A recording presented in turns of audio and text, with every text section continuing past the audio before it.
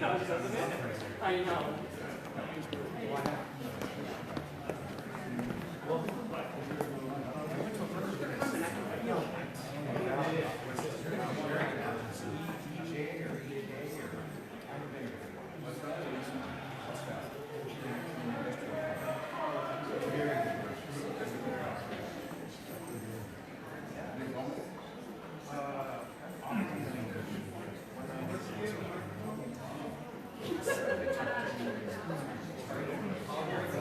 Good advice.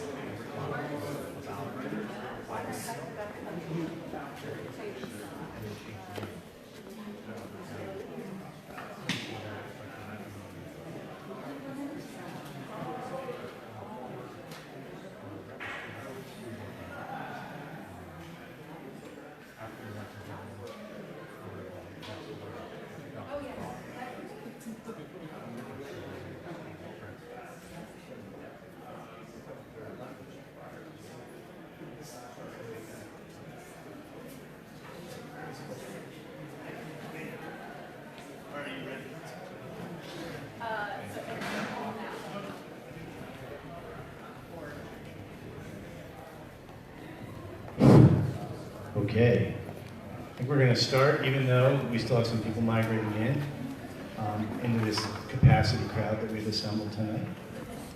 Thank you for coming.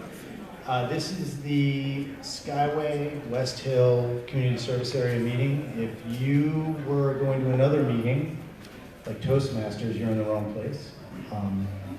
So good evening. I'm John Taylor. I'm the Director of Local Services. I'm going to serve as the Master of Ceremonies this evening. A couple of housekeeping things. Restrooms are right over there if anyone needs them. Registration sheets are up there if you haven't registered.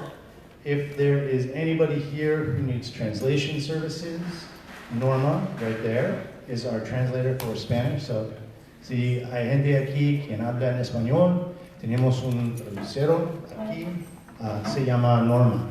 Habla con ella si necesitan este servicio. A couple of years of Spanish, Councilmember. And with that, I just want to introduce the Larry Gossett, who's the Councilmember who represents Skyway and a big swath of King County. Good evening. Thank you very much.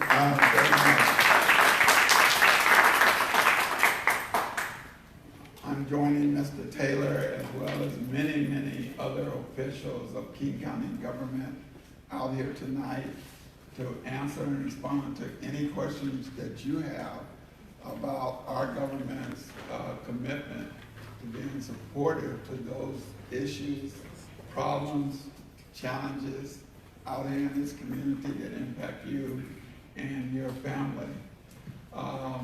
Just by way of introduction, I wanted to have the opportunity to very quickly explain a set of anti-displacement motions and ordinance that I am currently sponsoring and pushing through the King County Council, which I believe impact and will serve the needs and the interests of a very large number of people who reside out here in Skyway. The first measure is going to be a motion that calls for us working several months to figure out how we best can increase the opportunity for moderate income working class people to put strategies together to buy houses in Skyway. The second part of that is that we want to help create more opportunities for folks who need affordable housing that make about 50-60% of the average household income here in King County, which is about $45,000, $48,000 or below.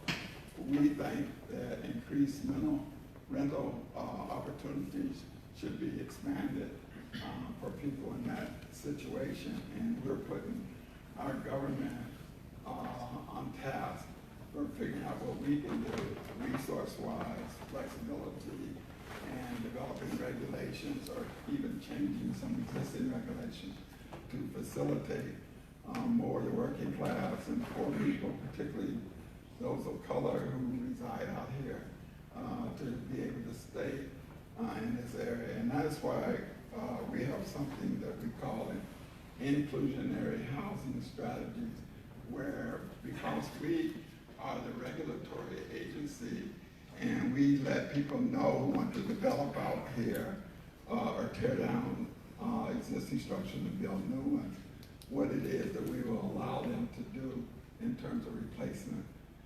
facilities or building new facilities. And we have a concept called inclusionary housing. So if you're going to build, because our land policies allow you to build 3 or 4 story set of apartments, 12 to 18 units. In order for you to do that, we're going to say 4, 6. A good portion of those would have to be affordable to people at 60% or below, meaning $50,000 or below would have to be, people with those incomes would have to be able to afford 1/3 or 1/2 of the houses you build. We believe that that's the kind of strategies that we can employ that will help people not be displaced or not be victims of gentrification. I'm sorry, I didn't know that there's some people who can't hear me. Not be victims of gentrification. Real quickly, the other 3 aspects of the set of legislation that we're currently putting forward is tenant relocation facilities. If there is a landlord in Skyway or Highline or White Center, any area that the county has jurisdictional responsibility for, we're saying that if they just up and want people out because they're going to rebuild the apartment, that they will have to pay relocation fees. Yes, we, the government, might be in a position to provide some money to help them, but if you got 10 or 12 folks who have been living in your apartment building for 10 or 12 years, you can't just kick them out with a 20-day notice anymore. You got to give them 2 or 3 months, and you have to give them money for relocation. And if you displace too many people and you're building a new structure that's going to be for housing, again, we're going to impose a requirement that you build apartments that the people that used to live in your old apartments can afford.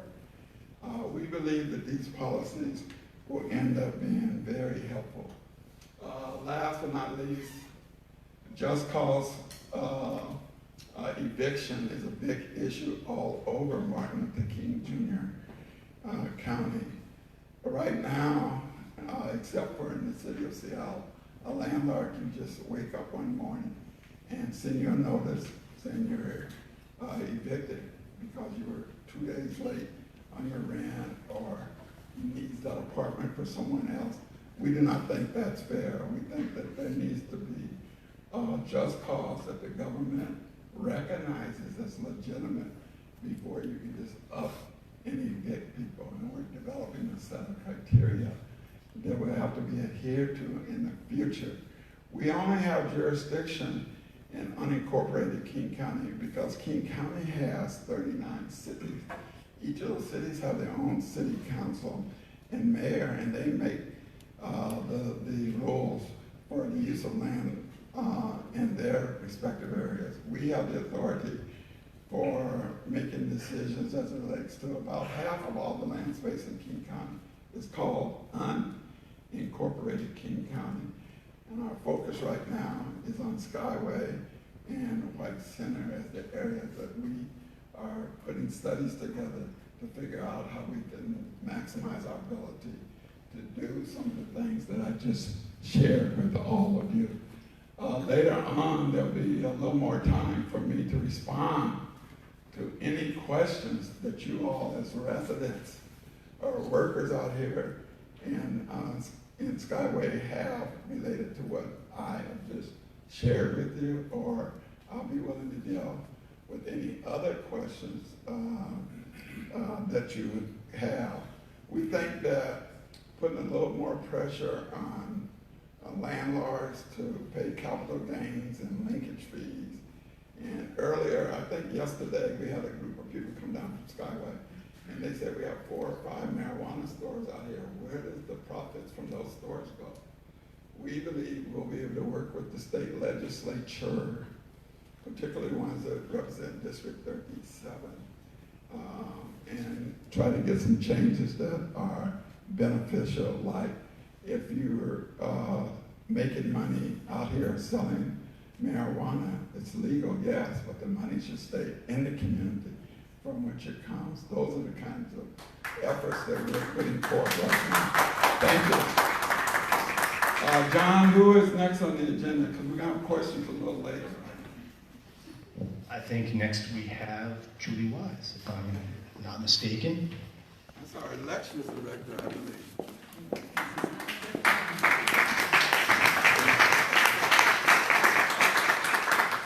Good evening. How is everyone? All right. You doing good? Beautiful out. I am Julie Wise, and I am your elected Director of Elections. I recognize this is a lot of electing going on, and voters voted to make it elected in 2009, so I'm privileged and happy to be here with you this evening. I'm going to talk to you just briefly a little bit about elections.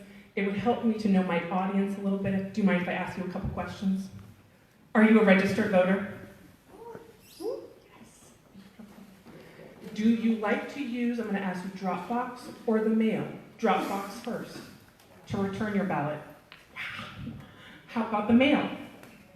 Wow, fantastic. This is so exciting. So, I don't need to tell any of you all of these things because you are voters and regularly voting, but I'm going to anyways, and I'm going to ask for your help. We've got a really important election coming up in November, and if you can ask 5 of your friends, family, neighbors to vote, that would be awesome. So I'm going to talk a little bit about elections, just a couple of minutes, but I'm here all evening to answer any of your questions, to listen to any of your concerns. I too am an unincorporated King County resident, and I have found these to be very useful, and I hope you do too tonight. So, we have been vote by mail for a decade. For 10 years, we have been used to receiving our ballot in the mail for every election and returning it back through the mail or a drop box. And we have 1.32 million registered voters in King County. In fact, we really think that we'll be up to 1.5 million by the presidential election next year.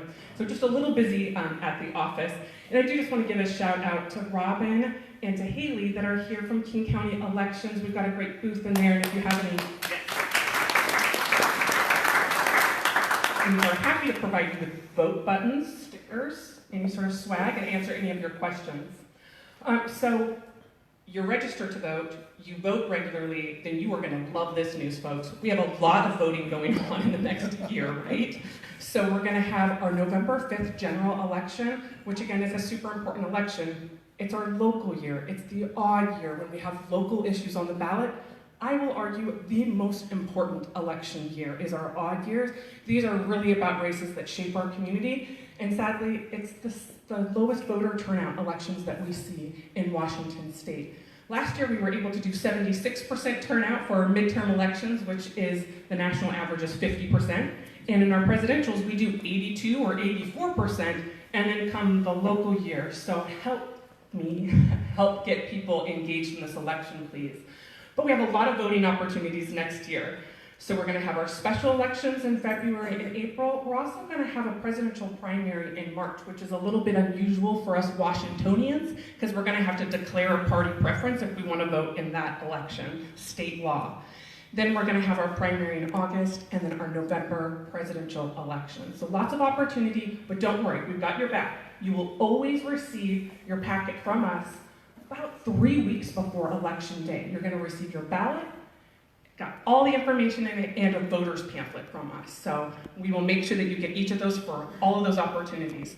We're up to 68 ballot drop boxes. We're adding them all the time across King County. In fact, 96% of our voters have a drop box within a 3-mile radius of their home.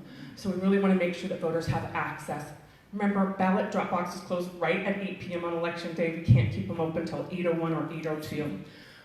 Prepaid postage, so you can use the mail the messages in Washington State, you don't have to worry about a stamp. We just want you to use your voice and vote. That's when really democracy is at its best, when we're all voting and participating. We're at 296 vote. Super easy. You have any questions, you get a live human being from 8:30 to 4:30, Monday through Friday. We're there to help you. And you can email us. Anything we can do to help. Again, here to answer any questions, hear any of your concerns. We've got a booth inside. Thank you so much for being here tonight. All right. Next, we have the Assessor's Office. Haha. You do not look like John Arthur Wilson. Hi, my name is Jeff Darrow. I am filling in. John Wilson sends his regrets. He's at a conference in Texas, and I was chasing him down for some signatures earlier today, so he's still working. Caught him in the airport. So, just real quick, the Assessor's Office has three main points, three main messages that we want to talk about today. The first one is the significant changes in the senior exemption. This is the biggest change in the senior exemption program since its inception. So basically what it means for folks is the old threshold was $40,000. So a $40,000 income level. Obviously folks when it's a two-person household and so forth, it's very limiting. That threshold now changed to 65% of the county median, and it's a new, very specific number of 58,423. So folks in years past that just have never bothered, you may want to take a look at your tax returns and so forth as we head towards 2020, because there's going to be a lot more people eligible for the senior exemption moving forward. And that's effective next year, so that'll be for tax year 2020. Go ahead and go to the next slide. All right. So basically the exemption has three basic exemption levels. The standard exemption level, which is the 58,423. That's the threshold, that's the frozen value and a lower levy rate, exempt from excess levies. There's a partial that's at a different threshold as well, 49,435, which is up from 35,000, which is a little bit more significant. And then the full exemption level is if your income level is under the 40,447. That's state legislature numbers and so forth, so they are very specific. So we'll want to track that. But I encourage folks to just kind of take a look at their situation and see if they're going to be eligible this time around. Also, if you need more information, the assessor's website's been updated. There's a lot of information about the senior exemption. And if you're still not sure at that point, contact our public information desk. We have an exemption unit. There's always somebody that's typically a specialist in senior exemptions that's manning that public information desk. They can help you. They're amazing. And they can answer any questions. I know enough to be dangerous. They know everything about the exemption process, and they're the ones you want to talk to. How old do I have to be a senior? That's an excellent question. 61 years old, unless you have a qualifying disability.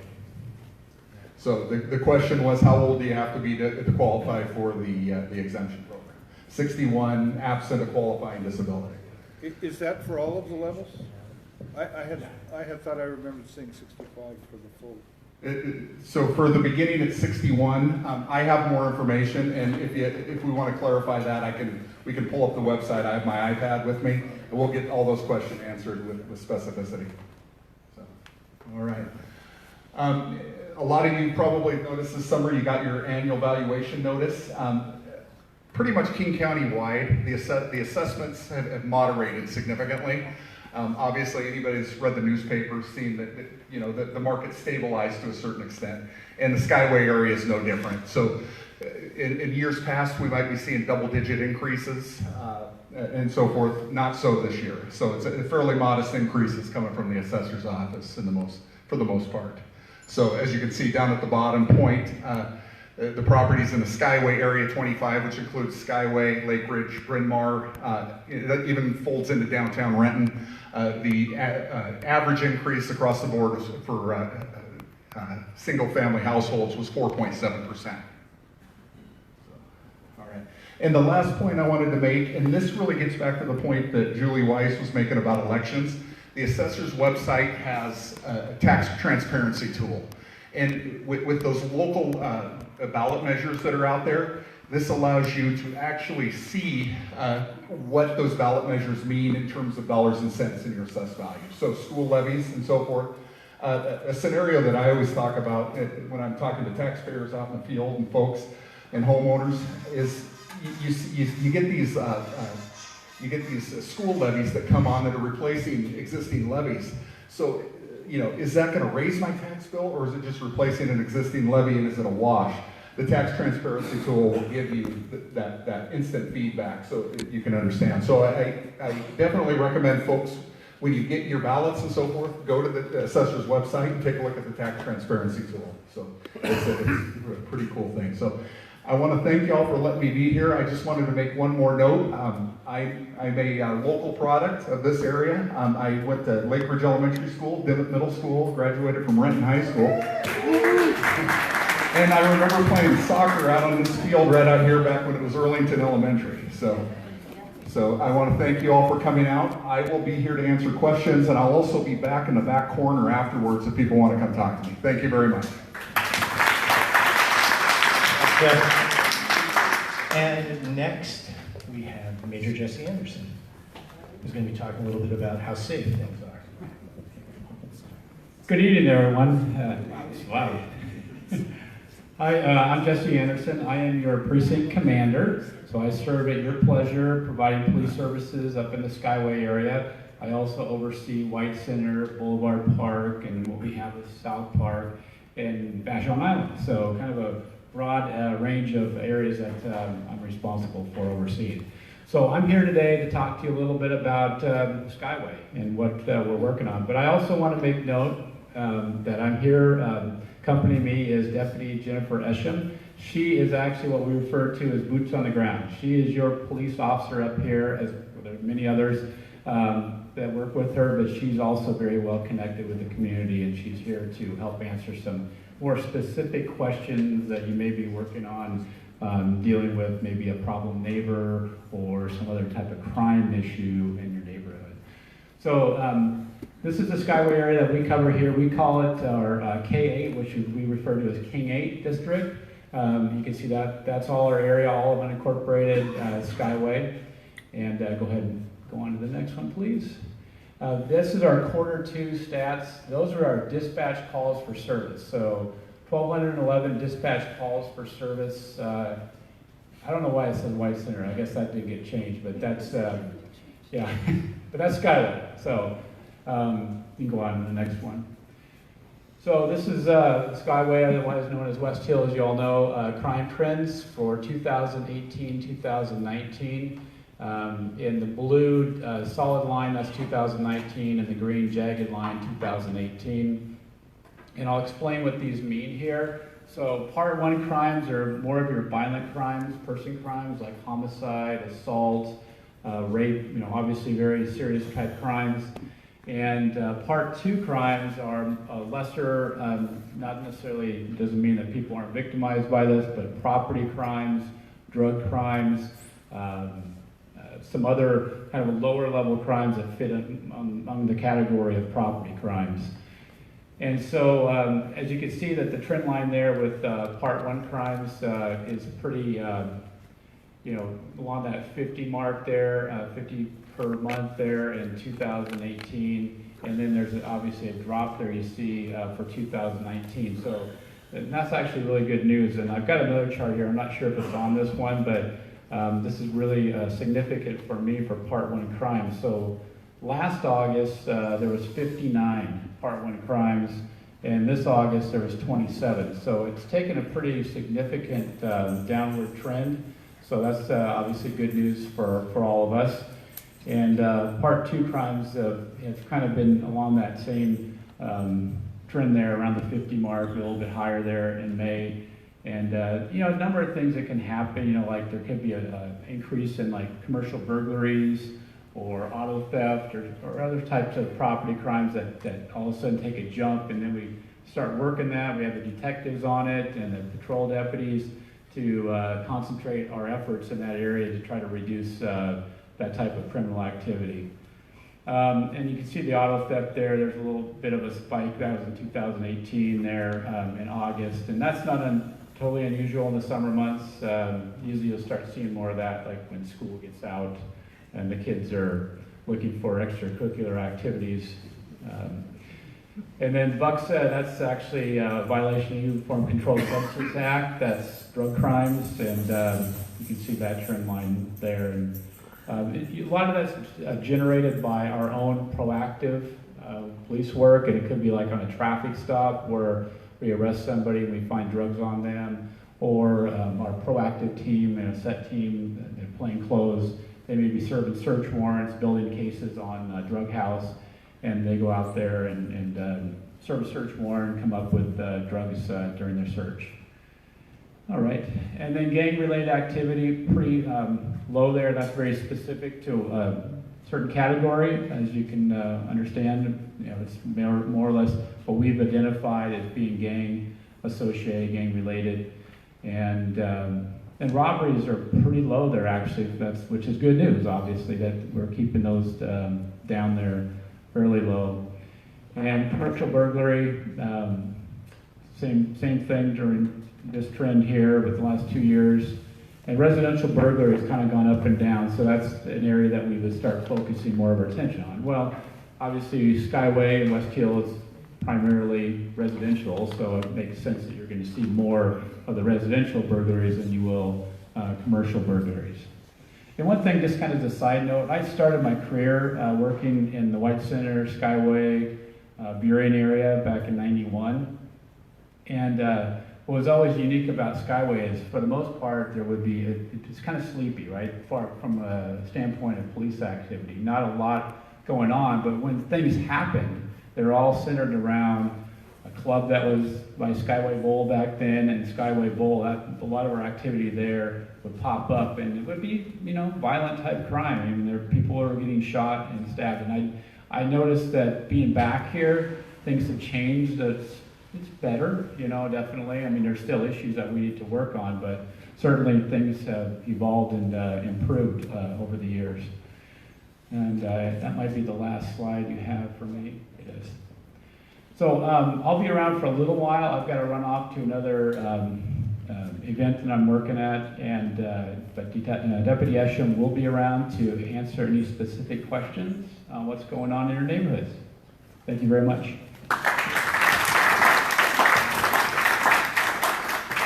Okay, so this meeting, we have this meeting every year. Every year we bring out the folks you just heard from, local elected officials, and then we also like to bring out the departments from King County that serve this area.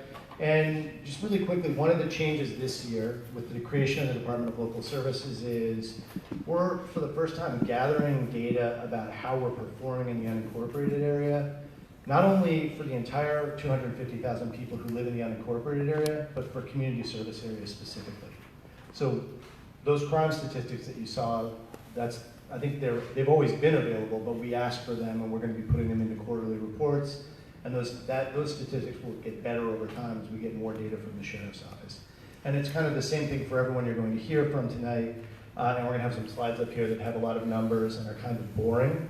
And curious to hear what people think about those, if that's information that they want to know or if they really don't care. But we're also going to have some of the leaders of the departments here to talk to you about how they're serving this community and this neighborhood. So with that, and I'm just going to go over some stuff about the Department of Local Services really quickly. So one of the things to be aware of is we are out in the community a lot, and we're in this community on Wednesdays from 10 to 3. So Bong, where is Bong? There's Bong way in the back looking at his phone. That is your community service area liaison. He's here all the time. I think, how many people in this room know Bong and love him?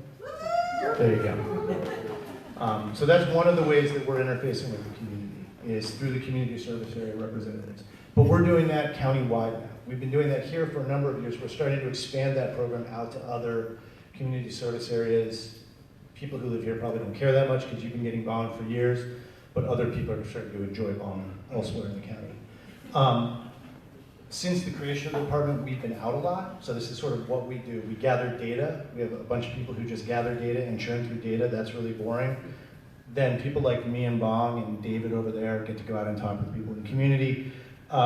We've been out almost 350 meetings since the half of the year.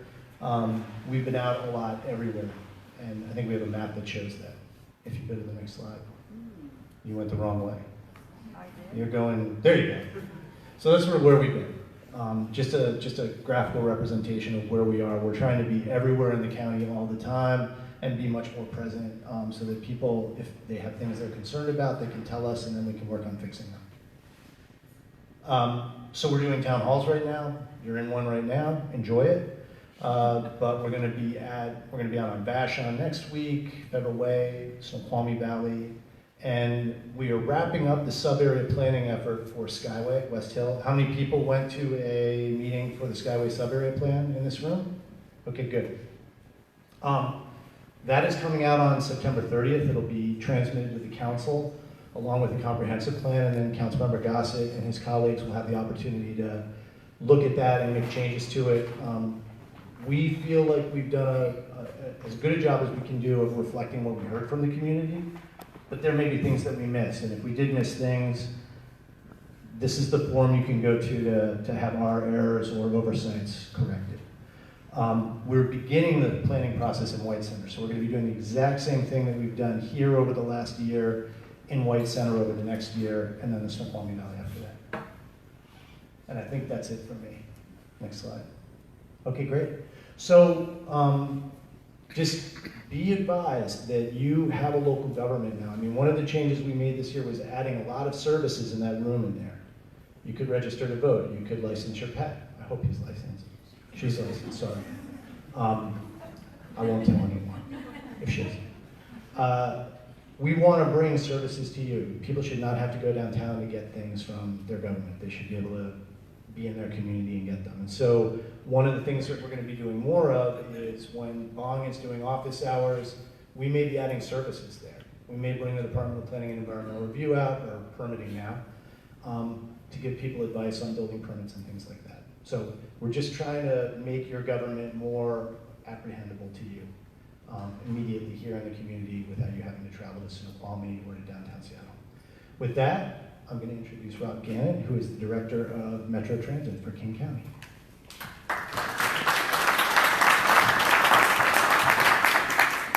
Thank you, John, and I'm so glad my picture was up for the last 5 minutes of John's presentation. That's always a great way to kick things off.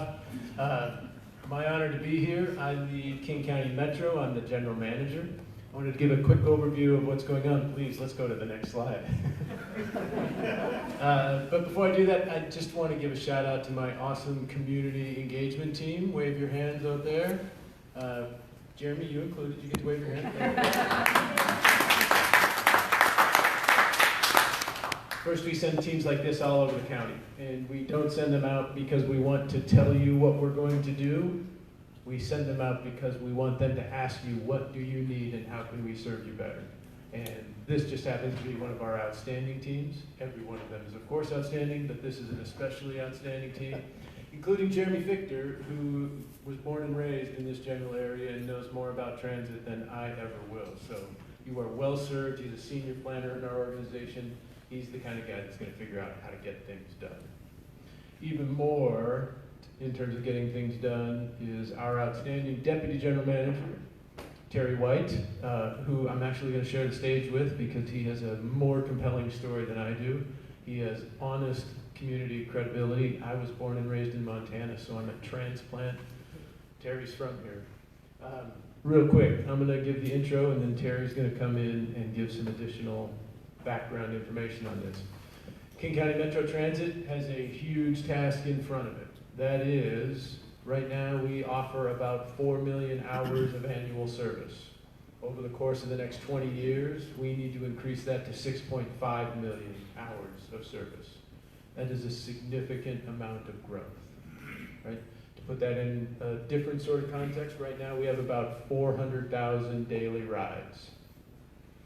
By 2040, when the population continues to descend upon the region, we need to be offering 1 million rides every day. So that's a significant amount of growth. Now, we know if we go about doing that, we have to do it in a way that is relevant to communities, honors what is going on in the community, but we also know that new modes of transportation are coming online. It isn't all about bus and light rail. It is now about the integration of bus and light rail, but it's much more about how do we connect people in their communities to where they want to go, right?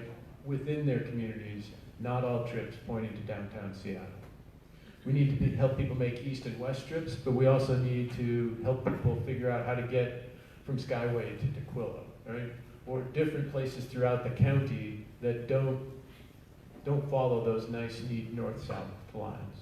That is our task right now, is to figure out how do we reconfigure our system so that it continues to deliver something valuable and meaningful today, while also being responsive to the needs of community right now. Where do they need to go? That's our big task. I'll turn it over to Terry in 1 minute here, but I want to emphasize this last point. We know that our system right now is heavily focused on commuter service, right? How do you get to Seattle? How do you get from the east side to Seattle and back and forth? And that's all good because it follows and maps a lot to where regional growth is happening. But if we leave it there and just focus on communities like Ballard and West Seattle that need more and more service because they have more and more population, we leave behind communities that are growing and developing, communities that need more desperately the local service to connect individual people, families, communities to vital services. And that's what we're working on right now. Not how to do that, yes, we're going to do that, but also how do we bend the policy structure of the county to prioritize growing and developing communities, to prioritize where the needs are greatest, to prioritize those communities that have been historically left outside the great investments of transit. Skyway and all of the unincorporated area represent just that sort of opportunity. The work is happening right now. The work is happening with community organizations to help us shape those policy recommendations to the King County Council. The work is happening right now to figure out how we can fund those proposals and make them meaningful to communities. The people are going to arrive over the next 20 years, but the need is here right now, and we know the need in communities like Skyway and the unincorporated area need it right now. So it's not just about investing where the needs are greatest, it's how do we do it quickly, relevantly, and honoring the community. That's our challenge. That's what we're working on. That's why we're out here in these meetings. I'm going to turn it over to Terry to give just a few quick thoughts and observations about how we're doing that. As the Deputy General Manager, he oversees all of the modes of our operation: bus, light rail, maintenance of vehicles, maintenance of facilities, and the new water taxi service that was just folded into King County Metro. And he is the heart and soul of King County Metro. No question about it. I feel like I can dance up here, but I'm not going to do that. So I too am from this community. I grew up in the Rainier Valley, and before I talk a little bit more about everybody deserves the opportunity to move, to be mobile, I should share a little bit about myself. I grew up here, single family parent household. My mom never drove. She never drove. We never had a car. I didn't even know what a car, how that felt or whatever. I was used to driving and riding in buses. As I grew up, I caught buses everywhere. Who remembers the 142? Remember the 142 coming up here and getting upset when we changed the number of the bus? I rode buses every single place. It was my opportunity to see and experience life. The school I was supposed to go to in the valley was not the school I went to. I caught a bus to a school because my mom believed that that school gave me a better opportunity, probably because the taxes being paid into it were a little better and the teaching was a little better than what I was going to receive in the school around the corner. Bus drivers took care of me. She put me on a bus, 10 years old, and I was a little 10-year-old, and I know you don't believe that now, but I was really little back then, really little. And I rode this bus, and my mom would say, sit up front and make eye contact with the operator, and they would take care of me. And it was true. They actually started letting me work the signage. The signage was like this back then. So the child labor laws were actually, so I was working under the table. Enough time has passed. So that was where I became inspired. I grew up wanting to be a bus driver at 10. I wanted to be a bus driver, I wanted to be part of a community that benefited, that helped people. A to B was not just going to the street, it was about going to another place. And they helped me go to another place, and that place was King County Metro. I actually got to get to Metro. They don't let me drive buses. It's another story. They let me drive in the parking lot, but they don't let me drive on the street. Rob's gonna fix that though. So truthfully for me, I know what it means to be a part of being able to move. And that's really what we're trying to do. We're trying to do it in a concerted way, orchestrated so that everybody does get the opportunity to move. And I ask this a lot. I ask, who has been to LA and ridden or drove on 405? So if you've done it recently, you know that the only time you really get to move on that road is between 2 a.m. and 3:30 a.m. The rest of the time, nobody's moving. And we don't want to set up our system so that when 1 million folks join us by 2040, nobody has the opportunity to move. So we're trying to work out this dance that allows everybody this opportunity, where we incorporate new pilot and ideas like first and last mile, where you can leave from your home or go from a safe place to a system like Rapid Ride or Light Rail, or just use a system within your community and get to the things that you need to keep your lot in life or to improve it. And to me, that's the most important thing that we could do. So we are here to listen more than anything else. I have actually been sitting out in your chair with you because I do care about Skyway. Having been here, having lived here, my daughter still lives right over the corner here. I went and visited her. It's important to me that communities thrive, that everybody gets an opportunity and everybody gets an opportunity to move. And it's important for us to sit and listen to hear what works for you, rather than show up as we have in past and said, we're the residential experts, we know how to do this, and this is what you're going to get, and it's going to work for you, and it'll be fine, just take it.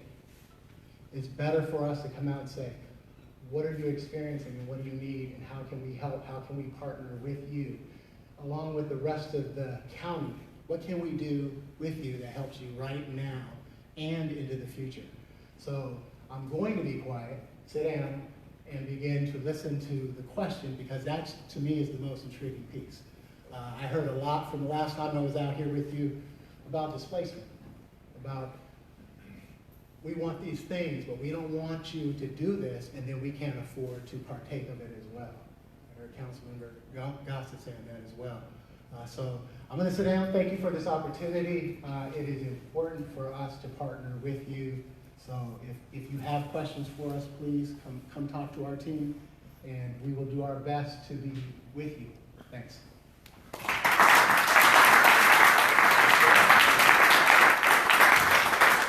All right. Who is next? Bob is not here, so it's a toss-up. Lorraine's going to be doing it. Awesome. Lorraine Patterson. Thank you, John. I'm Lorraine Patterson from Natural Resources and Parks. And I'm going to tell you a little bit about the 4 divisions that make up Natural Resources and Parks, but we also have 3 senior leaders from 3 of our divisions, not wastewater. 2 of them are going to come up and tell you about projects that are impacting this area. All 4 of us will be here all evening, so if you have questions, you can connect with us after Q&A or during Q&A. So wastewater is the one group that's not here, and wastewater is responsible for all of the dirty water that leaves your home. Eventually, that water makes it to one of our treatment plants. We treat it before it goes out into the sound. The other division we have in the house is solid waste. And Pat McLaughlin, who's the director of the solid waste division, is right around the corner and can answer questions. Couple things to know about solid waste. They can help you with recycling needs. How do you get rid of certain things? That old tube television that you may still have that's sitting in the garage that you want to get rid of. Illegal dumping. If somebody's dumped a bunch of trash in the neighborhood and you want somebody to come pick it up, they can take care of those sorts of things. So connect with Pat around the corner, get the information, because that's a good, Pat is sitting over there. That's a good thing to know about. In addition, the two people who are going to come up, Mike Murphy's going to come and talk to you about the Water, Land, and Resources Division. Great information, and then parks. Everybody loves our parks. So Jessica Emerson's going to come up and talk to you about parks. So I'm going to move on and let Mike come up and talk to you about water and land.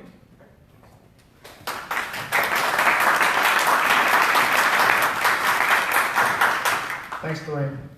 So Michael Murphy, I work in the Water and Land Resources Division. I'm the acting deputy director. Everybody calls me Murph, and I welcome you all to do that as well. We do several things, many things actually, in the Water and Land Resources Division, but the main thing we do is ensure that the water and land in King County are healthy today and for generations to come. All of the work that we do drives toward that vision of having healthy water and land. We do salmon recovery projects. We manage river and floodplains in close partnership with something called the King County Flood Control District, which is a separate special purpose government. We have a group of scientists who are analyzing all sorts of things about the landscape and waterways in King County. We have an environmental lab where all of the water quality samples and soil samples from agencies throughout the region are taken. We've got a group of very smart people working on stormwater control. One of the things that we've got going on in this neighborhood is we're about to launch an effort to look at all of the ways stormwater, that's water that falls from the sky and runs along the ground, how is stormwater moving through this neighborhood? Are there ways that we can improve how that works, make sure that the water is cleaner? I'm seeing some nodding heads here. If you see problems like that, we're the people that you call. So if you're seeing neighborhood flooding or drainage issues that aren't working the way that they should, call the Water and Land Resources Division and we'll get in touch with the right folks to come out and help you figure out what's going on and hopefully identify solutions. So we're going to be launching that study. We're just about to hire the consultants who are going to start looking at how stormwater moves through this region. I will be here all night. I'm going to leave it at that, but if you have questions about water and land and noxious weeds, gardens, plants, all of that stuff that has to do with water and land, we're the folks you call. We'll be here all night. Thanks much.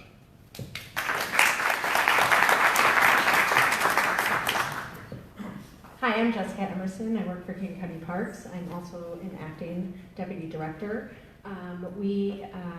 We manage 200 parks, 175 miles of trails, and 28,000 acres of open space throughout King County. The work that we're doing in Skyway, we have some really exciting things going on right now, and it's related to Skyway Park on Renton Avenue. It's tucked away, not everybody knows where it is, but we have some ball fields out there, and we also have a play area out there. We're going to be doing an upgrade to that play area, adding swings and a new playground, as well as a mini mod soccer field and updating the softball field that's out there. In addition to taking out the chain link fence, putting in a nicer fence, some security improvements, some on-demand lighting on the basketball court so that people can play when they want to in the evening. And then across Renton Avenue, there's a small parcel which is part of Skyway Park. We have sort of affectionately called it the pizza slice. It's a little triangle piece, and that parcel we're working with Nurturing Roots in a partnership to create a community garden there. So there'll be some opportunities for volunteering there, as well as volunteering in our Skyway Park. So that's all I really want to mention tonight, but if you have any questions, I'll be here to answer them later. Thanks. Thanks so much. And I think next we have Jim Chan, who is the director of the Permitting Department for Division for King County. Thank you, John. Thank you everyone for being here. I'm Jim Chan. I'm the division director. I'm out in Snoqualmie most of the time, but I'd love to come out to the communities and have an opportunity to chat with you guys. We brought out Kevin LeClaire tonight, as well as my deputy Mark Rowe, somewhere in the room. We have a map that shows all of the current development in this area, labeled on vicinity maps. So you can see the projects, the type of projects they are, what the statuses are. If you have any questions about any of those projects, Kevin will be able to answer those. Our table is in the back, right corner in the back.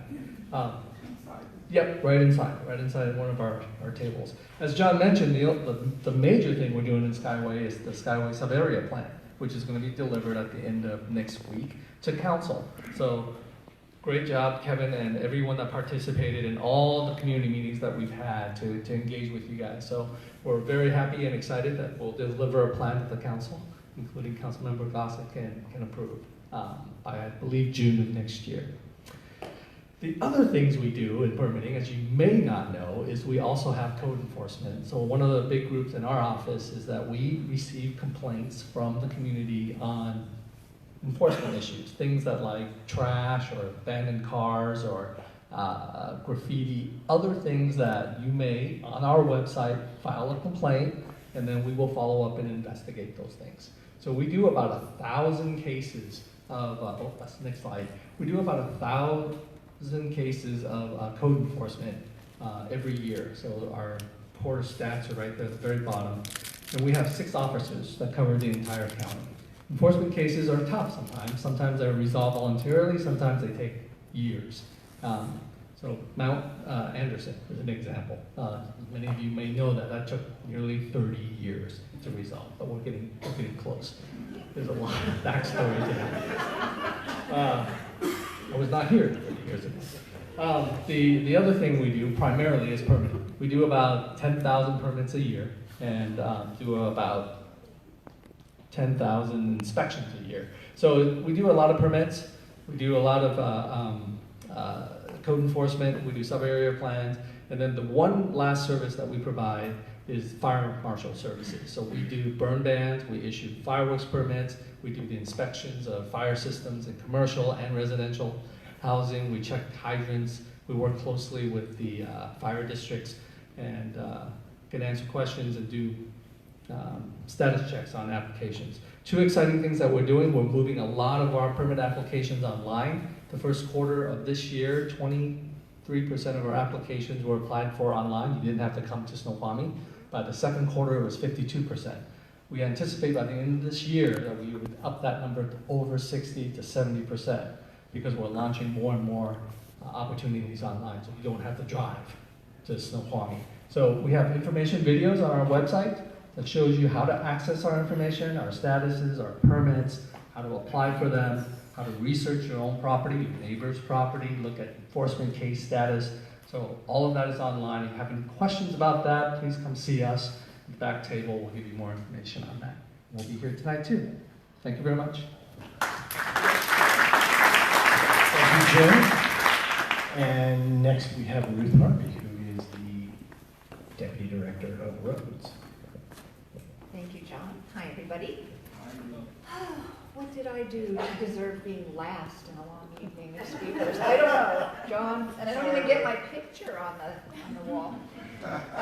Well, since I'm last, I'll keep it really brief. I am with the Road Services Division. Roads maintains all of our unincorporated King County roads, bridges, drainage infrastructure, pipe stitches, sidewalks, walkways, shoulders, you name it. Everything associated with the roadway that cars drive on, that buses drive on, that people walk alongside, and bicycles ride on as well, and all of those new things like scooters and whatnot. It's interesting, I think Terry mentioned that we have 400, or maybe Rob, 400,000 rides a year on Metro. The 1,500 miles of unincorporated King County roads have over 1 million trips a day on them. We have a very busy unincorporated area road system, and as you all know from the traffic you're experiencing, that's getting worse every year.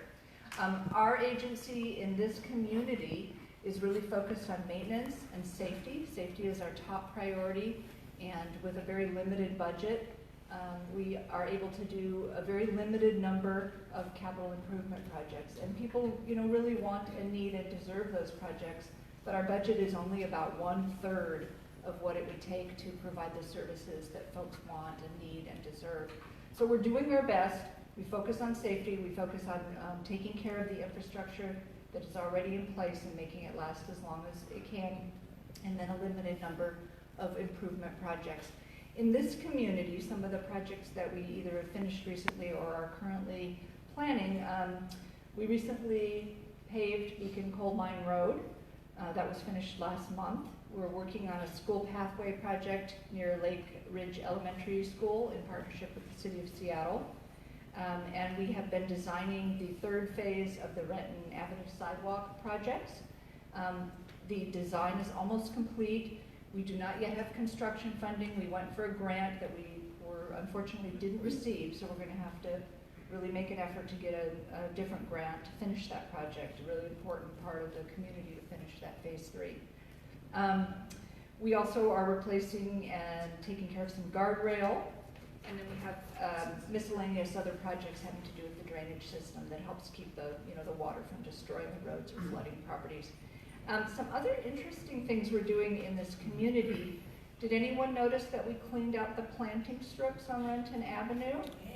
Yeah, we did that just within the past couple months. That has been, I know that's been a big issue for a long time. And I'm sorry it took so long, but it didn't take 30 years, okay?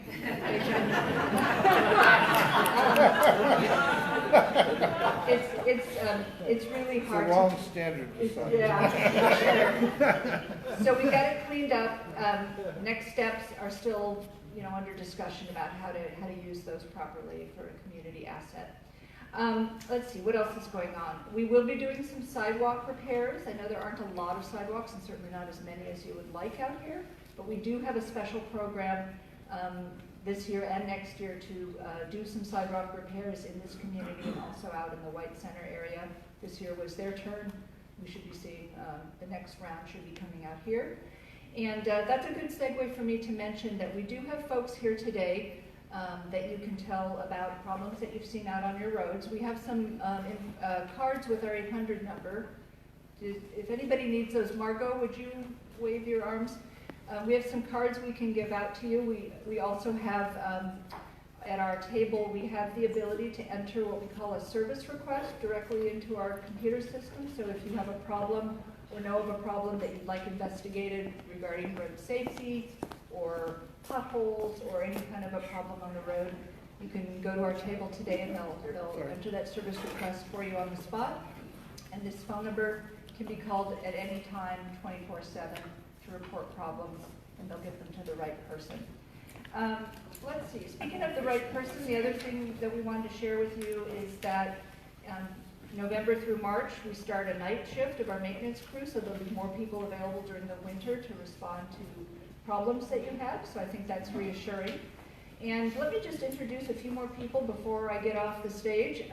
We have with us today Rose Smith, who is our engineering manager. If you have any questions about projects, about traffic problems, you can talk to Rose. Gary Bachmeyer, where did Gary go? Is our maintenance supervisor out here. He can talk to you about those things. And then we also have Margot and Tyrone, who are working the table and can help you with service requests. And we have a map. Let's see, I didn't look at my slides. One of the things I wanted to mention is that there are about 48 miles of county roads out here. And like I said, we have 1,500 miles throughout the whole county. So, we're stretched pretty thin. This is an important community to us, and, we want to hear from you what we can do for you. And let's see, is there anybody that I forgot to introduce? All right. I think that I'll end right there then, and invite you to come to our table or give us a call or come chat with us. Thanks.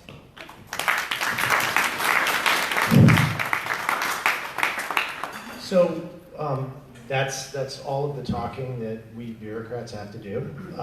This is now your time to ask questions of us. And one thing I would just point out is if you have questions or concerns or comments, you can email them to that address. So that we'll get it to whoever it is. If it's a question about dogs, who doesn't love dogs, we'll get it to the right person. If it's a question about drainage or parks or whatever, we'll get it to the right person. So let's start up. Amir. My question probably is maybe directed to Ruth or Mike, I'm not sure. It has to do with Skyway, Bryn Mawr Lake Ridge area has this huge network of culverts next to the road that are open. So the streets, there's a culvert for drainage or whatever. And I find that invariably people are walking on the road at night or during the day because there's no shoulder You know, it would like service, it could be like a sidewalk. There is, you know, sidewalks are expensive. So there's all these culverts, and it's just not safe. You know, people are, you know, in wheelchairs, they're on bikes, they're walking as pedestrians. I've even seen cars fall into those culverts, you know? Is there any way to get those things filled? I know you don't fill it with dirt, but you know what I mean? What do they call it? You tube it or whatever, you know, and just make it safe so we can walk on the shore. You're talking about the drainage ditches? Right, the drainage ditches. Yeah. There's a billion of them. Right, Thank right. you. So this is a really, you know, this is an older community that dates back to a time when this was, even though this is considered the city, you know, this still had kind of a folksy feel out here, and there weren't a lot of sidewalks, and we still had the kind of infrastructure. In a lot of places, you have the infrastructure of a rural area, you know, with the open ditches and so on. And it is, like you said, it's very, very expensive to pipe those ditches, and there's a lot of challenges with managing the water and, you know, getting it to where it needs to go. I think probably the best thing for us to do is to have you join us and show us on a map where the specific roads that you're thinking of, so that we can at least get those needs, you know, make sure that we have those needs on our radar. We do seek grant funds for projects. Those would cover, piping a ditch and building a sidewalk is even more expensive than simply, you know, widening a road and building a sidewalk. So those are major projects, but it's important that we know what they are, and I think, you know, why don't you come and show us what they are, and we'll definitely investigate the safety. And I suspect that Mike has a friendly amendment to that, related to the study that he's doing.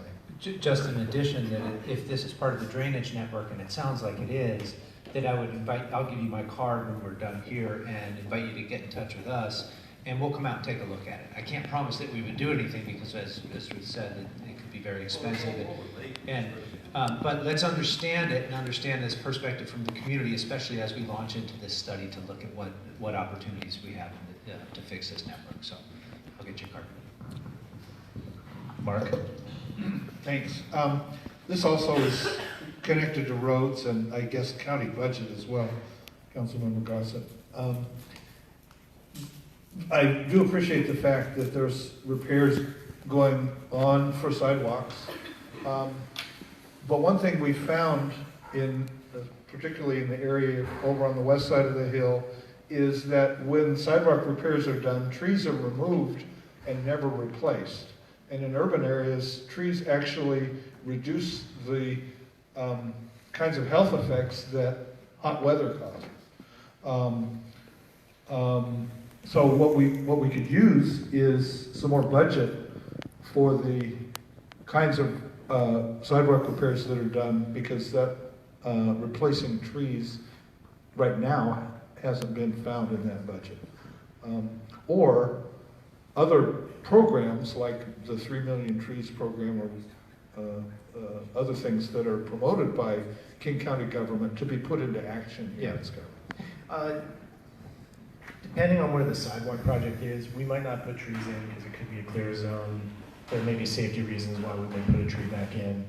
I think the Million Tree program you alluded to is a program that the county has right now to plant 1 million trees by 2020. Yeah, and we're well on track to do that. And in fact, I planted a bunch of trees in Skyway Park last year to honor an employee who passed away.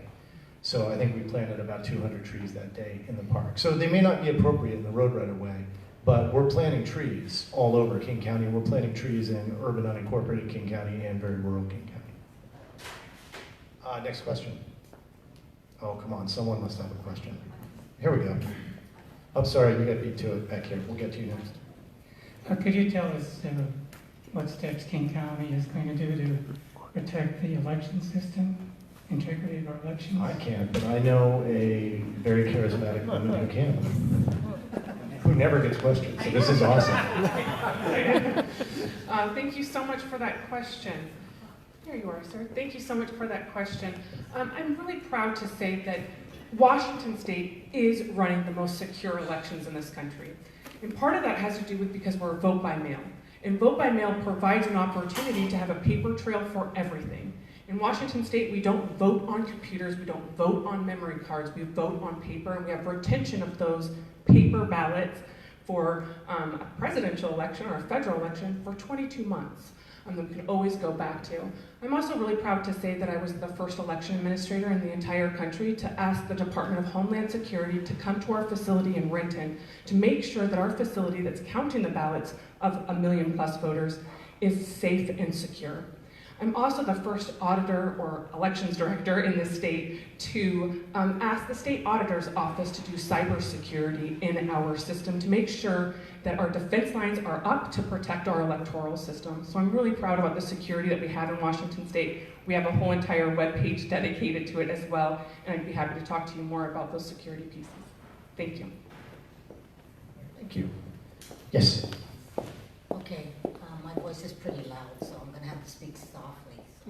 But I think my question is aimed at Ruth. We have a new development happening, kitty corner across the street, intersecting with 76th and Langston, and we've had a lot of meetings about it because it's going to be like 70 units, close to that, maybe 67.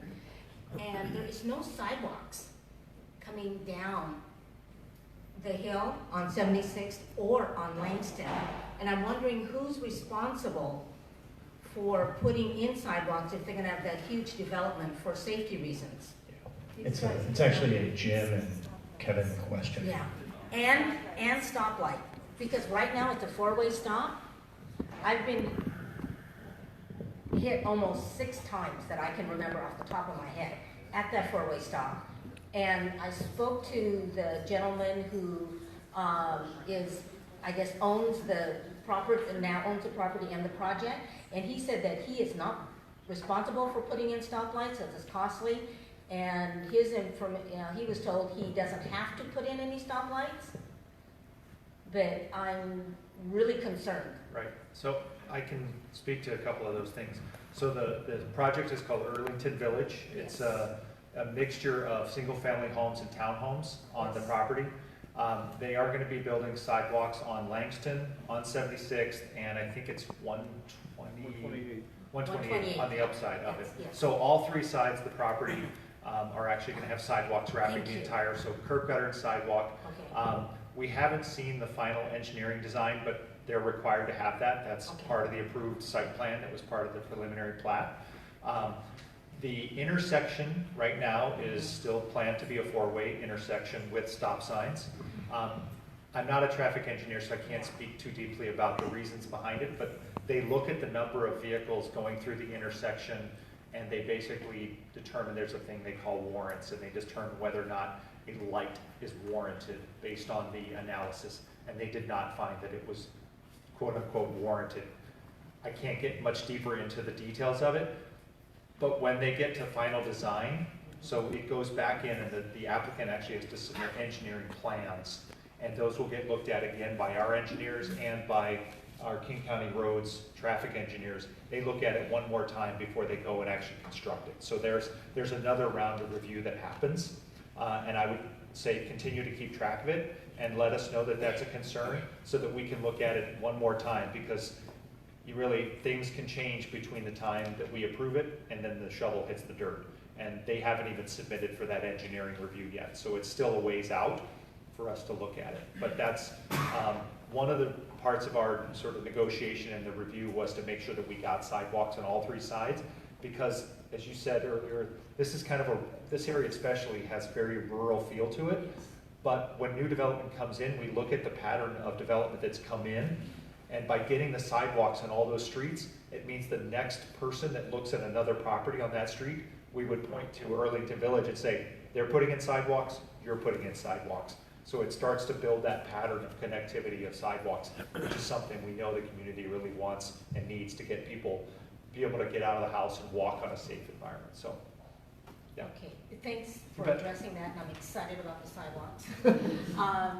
The other thing is, once that development is in and the 63 families multiplied by 5 or whatever starts using that 4-way stop, we can then revisit that, right, for a stoplights?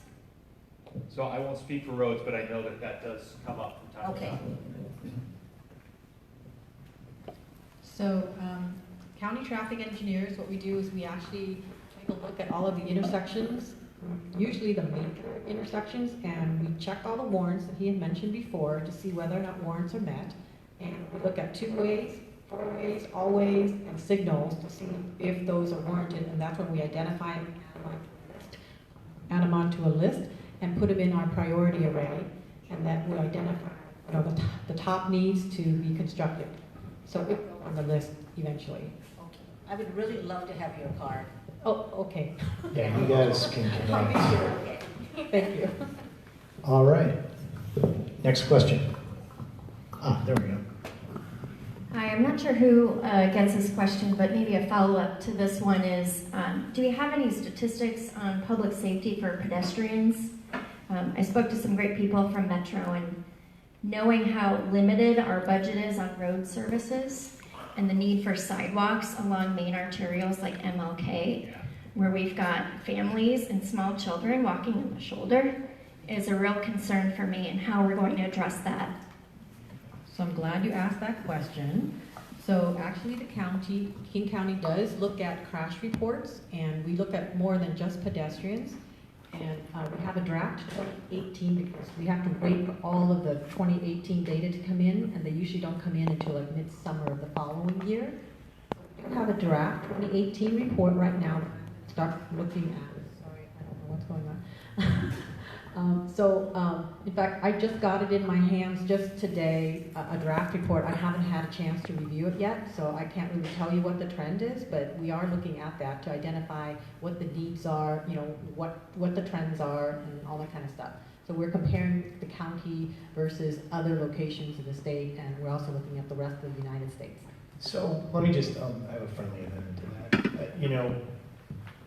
It's great that we gather that data, and that's very useful data. It helps us prioritize where we make investments, but you don't need to be a genius to drive down MLK Way and see that you need sidewalks. I think that we didn't touch on this, but WashDOT is actually engaged right now, I think, in putting in some pedestrian protection out there. They're not sidewalks. They had grant funding. They didn't get as much grant funding as they wanted, so they're putting in pylons and striping and trying to separate pedestrians from the roadway. We are working with them to look at the next phase of that project. We are going to be trying to get more money for sidewalks.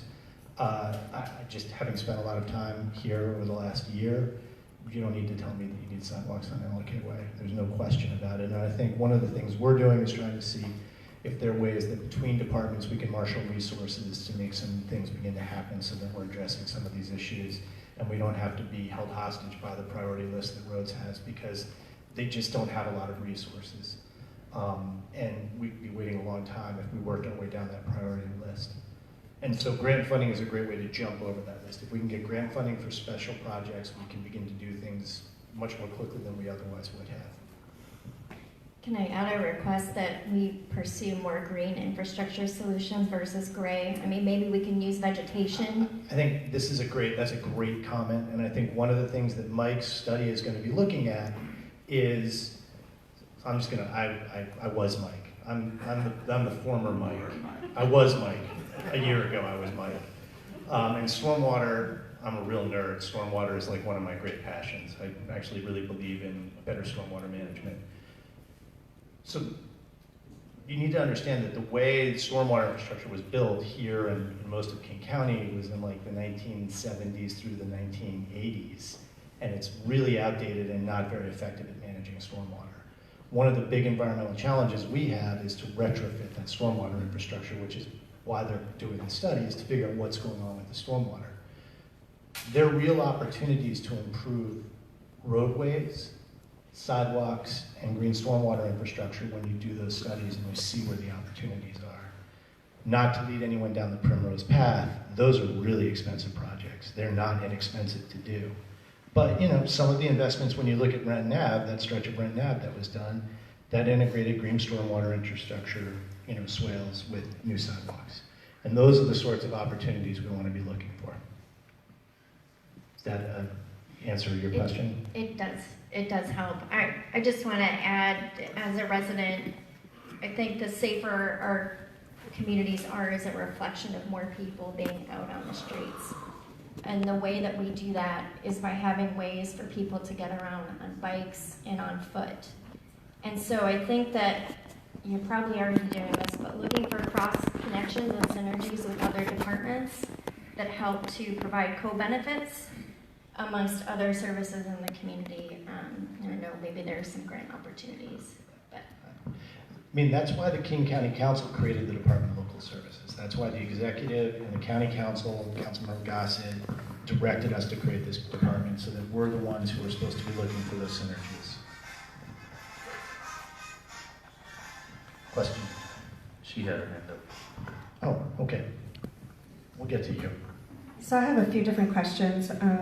One is there on 68th and 120th, there's no street light there, and you can barely see the speed limit sign. I'd like to see a street light in there. And also, when we first moved into the neighborhood, my husband had called about speed bumps right to the entrance of Skyway Park because there are cars flying right there on 120th, and then it dips down into the park, the northeast part of the park. And so there are other neighbors that have told me that they're very concerned because our neighbor's car got hit.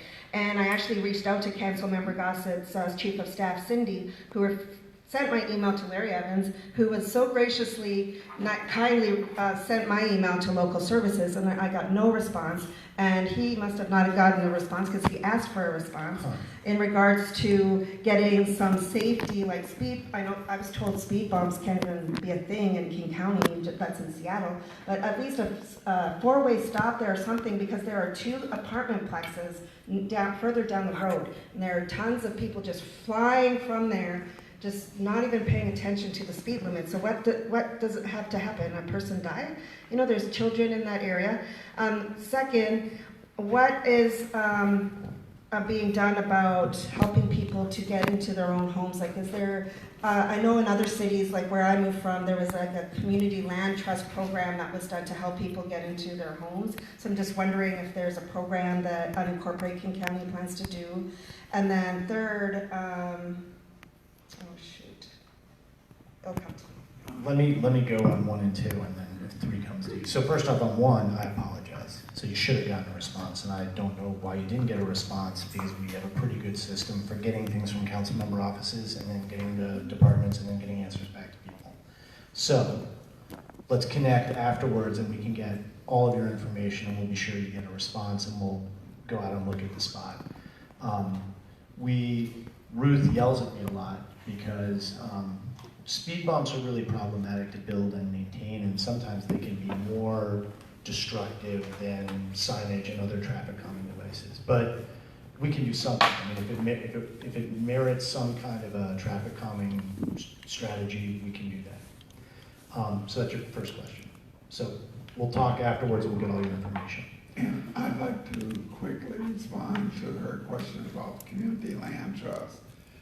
Because that is part of the anti-displacement legislation that we're moving through the county council right now to figure out how we can make or enable working class families that reside here in Skyway or in White Center, work with some of the community trust foundations or entities that help us create one where they can purchase houses or at least pay into a system that allows them to, instead of paying rent every month, they pay into it, and after 3, 4, 5 years, they've invested 20 or 30,000 that they have now earned 8 or 10 of that.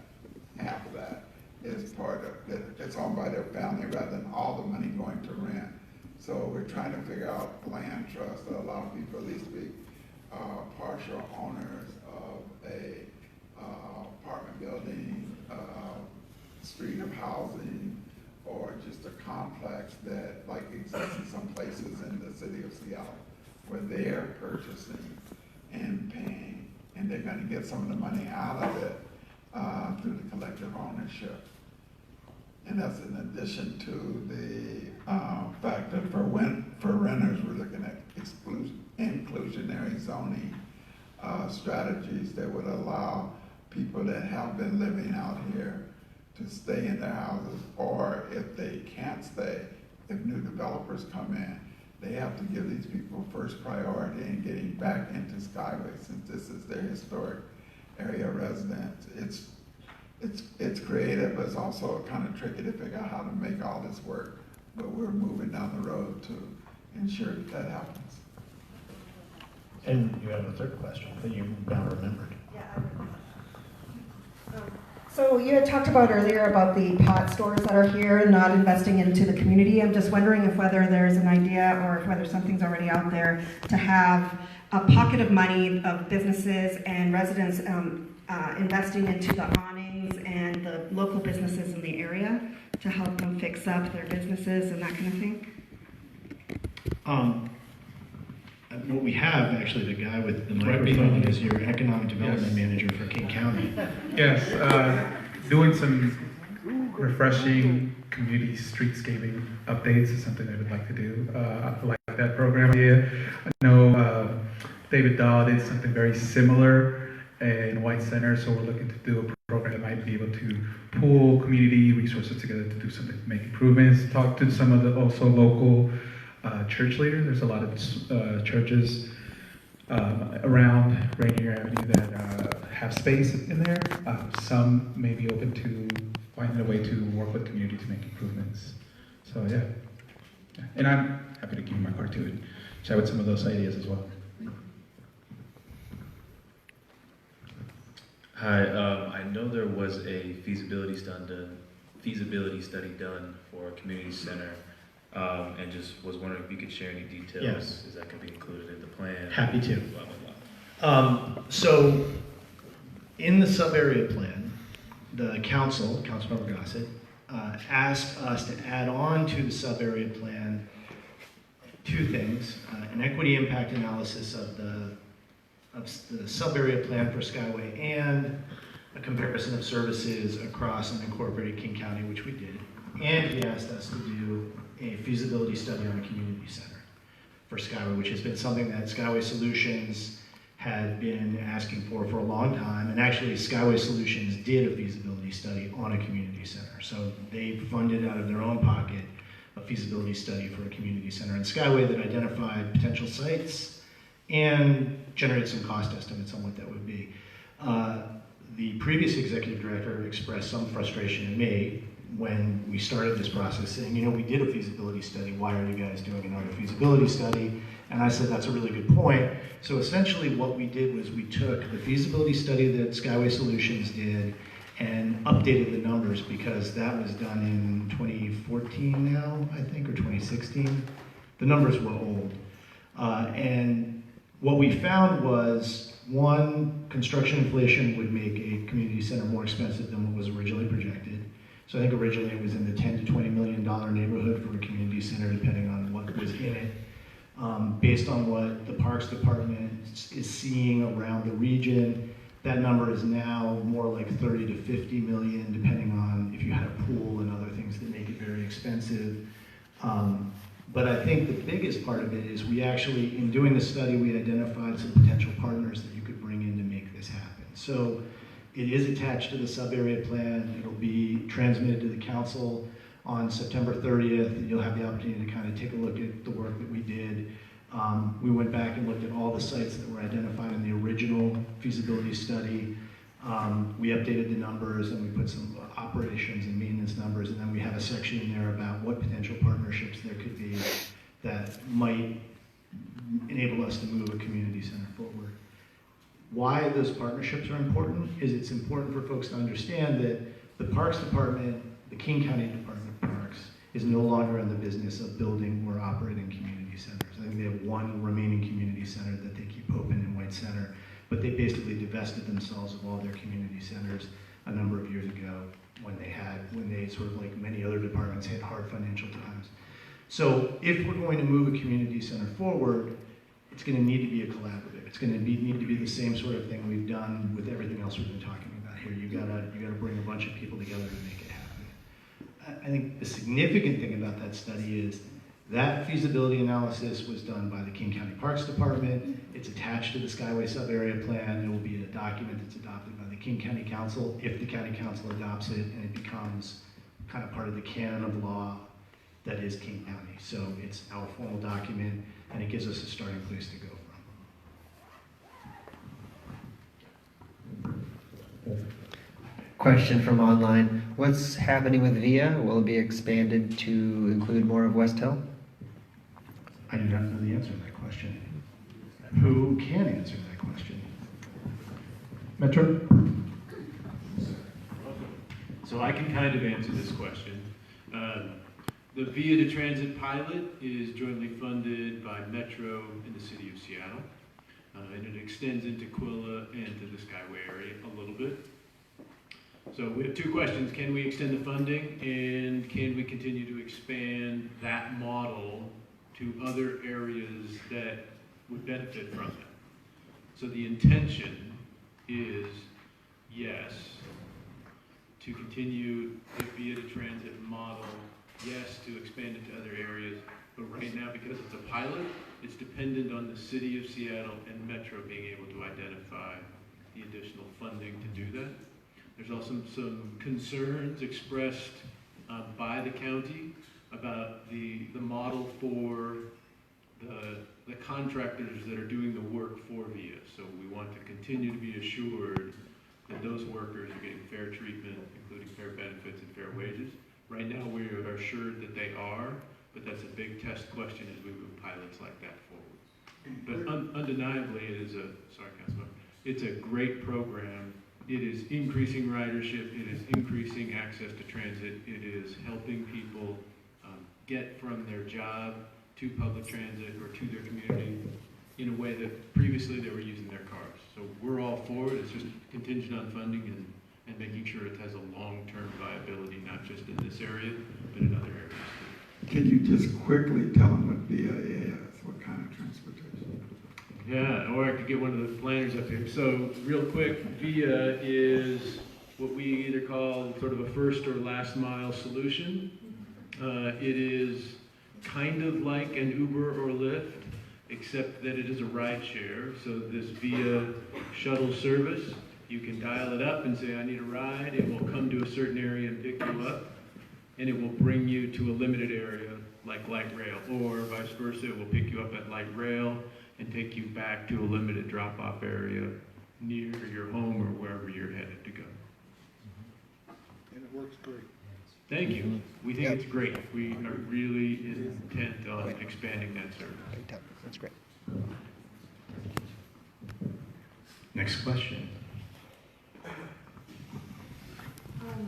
I used to work for King County Department of Community and Human Services, and they had something called the CDBG, the Community Development Block Grant. I don't think it's block development, but can you talk a little bit about that? Because I know it's just for unincorporated King County. I'm not an expert on it, and I don't know if we have anyone here who is. I will gladly have them come running up. There she is. Thank you very much. Thanks, William. So yeah, the Community Development Block Grant funds are great funds that we receive through the federal government. They are targeted for specific purposes, in particular because King County partners with many of our jurisdictions across the county in how those get funded and how those funds get used. And so I would say the primary use that we have for Community Development Block Grant funds are regarding our affordable housing investments, but also regarding some uses that jurisdictions and their partners across King County apply for in order to do things like home repair or other kind of targeted community development purposes. So if you'd like to know more about the way that we've used CDBG funds, I can point you to our website or try to pull some more information together for you offline, but that's kind of the general state of what our CDBG funds are. It's good to have an expert around. I have two questions, or one is a question and one is a request. The first question is an update about the Skyway Park in terms of when it's actually going to be built. We keep hearing there's delays and it's in permitting and then it's in this and that. So we'd like to kind of get an update as to where it's at. And then the other one is we've also submitted requests to us, not us, I keep calling it USDOT, but it's Metro, around requests that we have for the neighborhood. So a couple of organizations, West Hill, the RIS partnership and Skyway Solutions submitted a list of things, and one of them was to provide free bus passes to the youth in our neighborhood because we are a low-income neighborhood, so we would like a response on that too.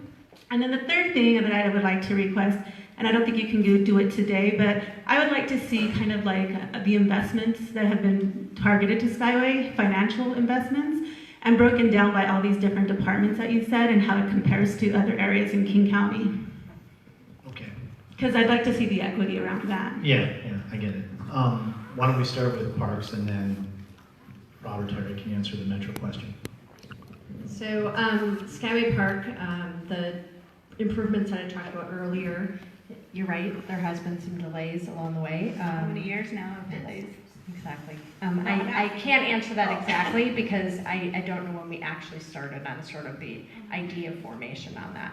I would 5-year delay. I think it's quite a long time. Part of that has to do with, we're getting that crackly sound again. No, I think if I just turn it, it works.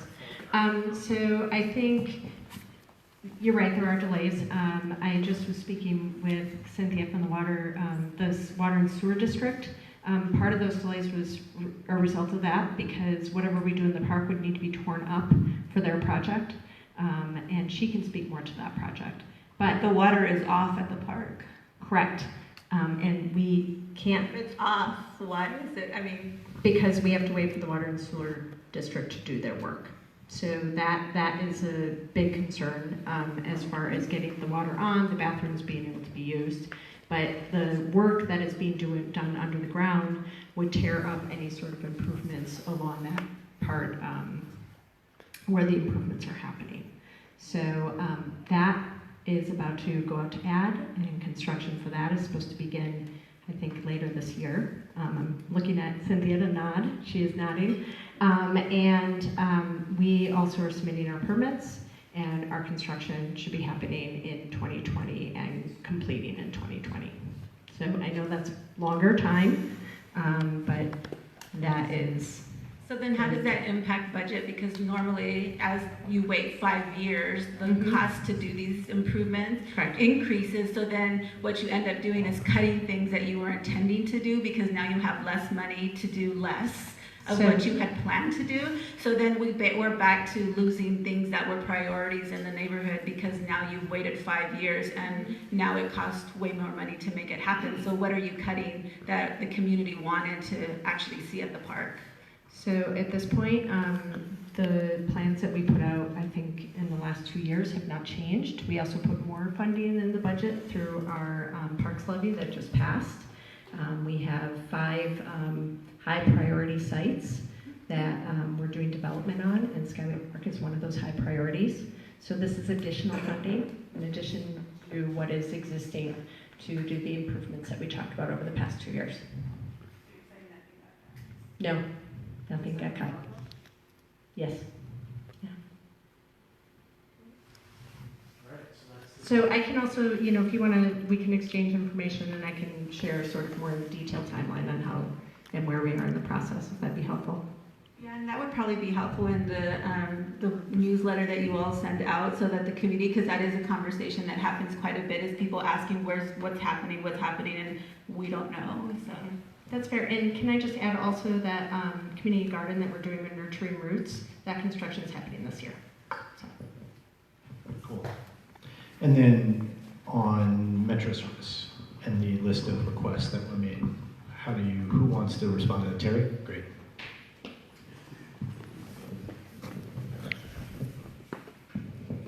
So I don't know exactly where your request is within the system, but we will assure you that I'll get you our information. We will hunt it down. If it's not moving, flowing, we will get it kick-started. And as I had mentioned earlier,